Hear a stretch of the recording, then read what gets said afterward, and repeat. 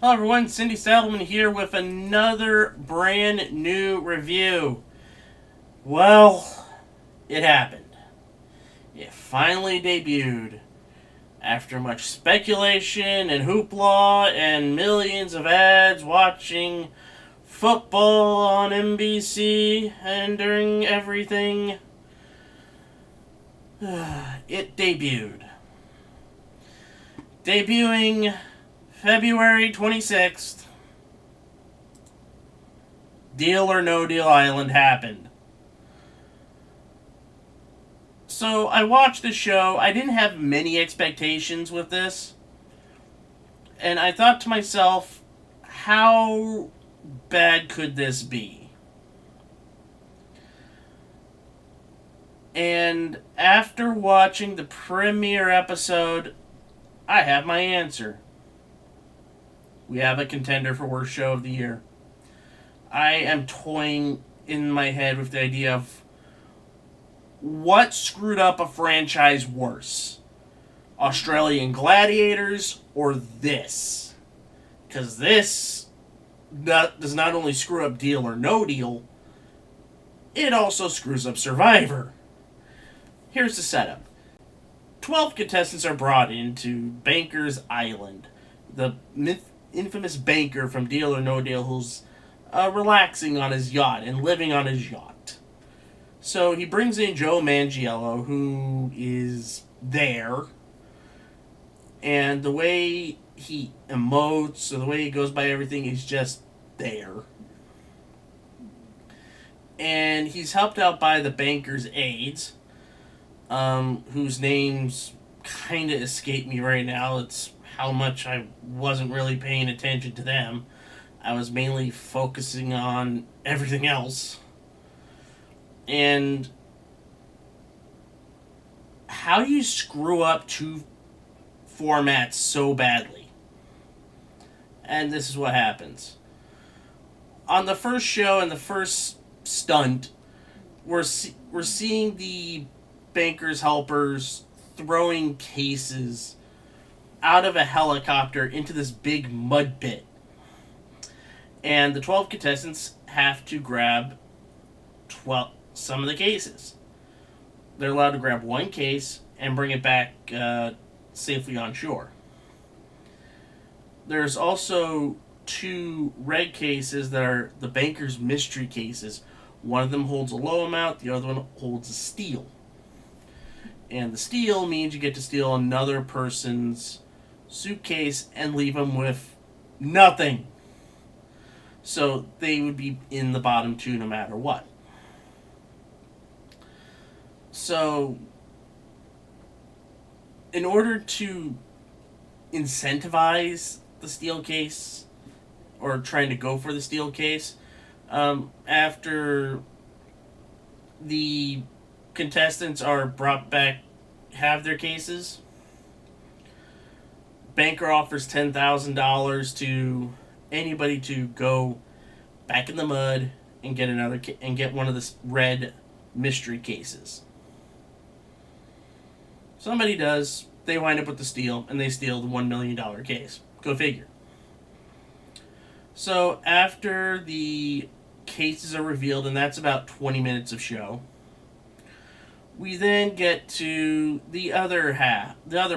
one other part of the show, and it's the survivor manipulating and backstabbing that we're used to. I would be so kind as to say this would be Survivor gameplay that we would see on a bottom 5 tier episode of Survivor. I'm shocked that I'm saying that because Boston Rob is there, but Boston Rob's style of playing Survivor has been outdated since the decade started with a 1. Anyway, so after some backstabbing and after some pleading with the person who is immune to put one of the two bottom contestants up to play Deal or No Deal. And then we get to the Deal or No Deal part. And it's even worse. So there are 20 cases, 10 big ones that they grabbed from the mud, and then 10 little ones, the banker's cases. There's always the penny there, and the highest of the low cases is 750. The object for the person who has to play Deal or No Deal is this. You have to make a good deal. If you make a good deal, you are safe, and you can eliminate somebody who isn't the person that's immune. If you make a bad deal, you lose and you go home. However, any money that is collected, either by the final case or whether by taking a banker's deal, goes into the final case, the big granddaddy case of them all, where the ultimate winner of the show will play one final game of Deal or No Deal for the big prize. So how did they screw up Deal or No Deal?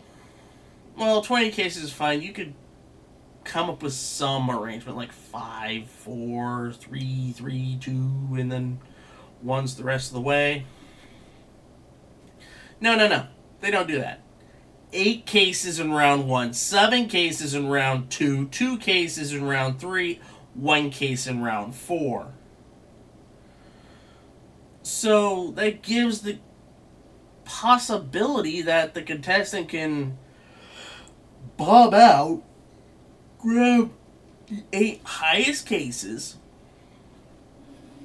and still wind up with an offer that is above the 10 lowest amount of cases. Taking that offer and ensuring them really good odds that they're gonna get a good deal and eliminate somebody. This doesn't happen unless you have a steady format. This is not it.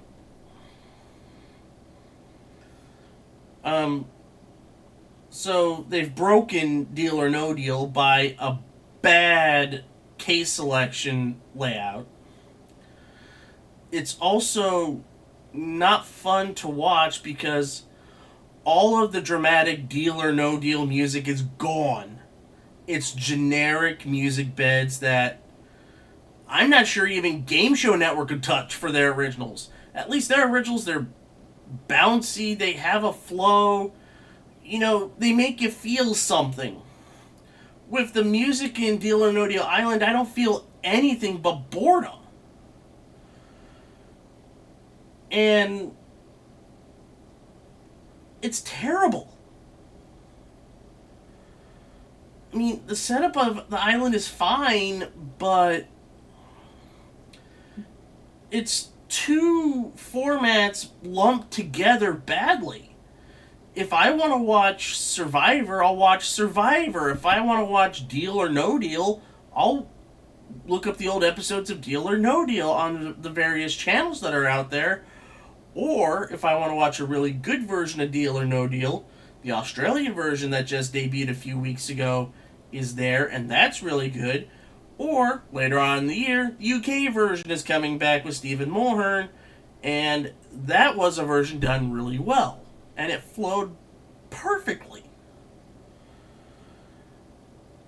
I hope that a couple of weeks from now, the show gets pulled. And this entire thing is just burned off on Peacock. The powers that be realize we fucked up. We need to go back to what worked. So they'll rush for the summer and maybe pair it up with Weakest Link or something. Alright, it's the return of Deal or No Deal with Howie Mandel, the 26 cases, the 26 beautiful case models. And it's people winning life-changing amounts of money. That's what the American Deal or No Deal version is. With the music, with everything. The CNBC version that happened in 2018 was a perfect revival, and it definitely set out what needed to be happening for a Deal or No Deal revival. Deal or No Deal Island is definitely not it. I can't recommend Deal or No Deal Island even as a curiosity, because while watching it, I was starting to fall asleep, and that's not good. Like,